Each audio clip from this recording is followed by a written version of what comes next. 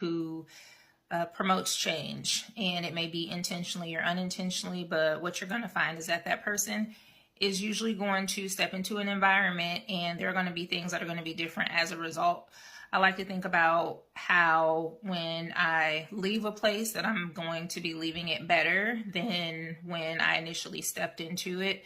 And that can happen through any sort of means. The other thing to acknowledge when being a catalyst is that because it's not always intentional, that you might actually stir up something in an environment or in a person unbeknownst to them, and it's no reflection on you, it's no reflection on them, it just sometimes happens.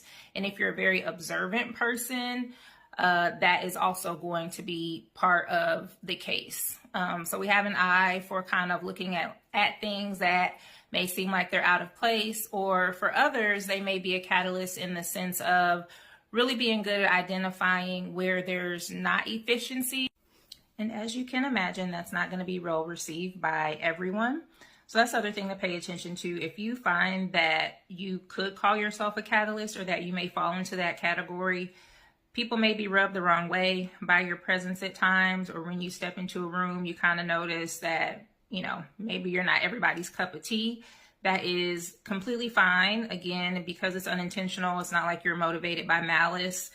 You're going into an environment and being who you are and being your authentic self. And sometimes that is the thing that can stimulate people to want to be different themselves, but it can also cause them to kind of side eye you if that's not where they are. It's also perfectly fine to remove yourself from an environment if you don't feel like it is one that is maybe appreciating your values or your values, specific set of skills, or anything else that you may bring into that environment.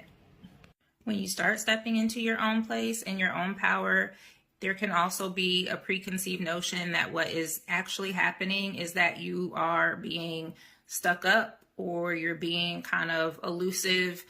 I can probably think of several times where it's been assumed that because I'm more of a quiet observer, that means that I must be stuck up or I must be judging people, when in actuality, I'm just there kind of taking in the information. And previously, that would probably be something that would cause me to want to shrink back. But in the place where I am now, that's no longer the case. So hopefully, if you've had any of these experiences, this will just serve as a reminder for you as well. Continue to stay in your whole and complete power. You are going to continue to make changes and continue to have impact, and that's a positive thing.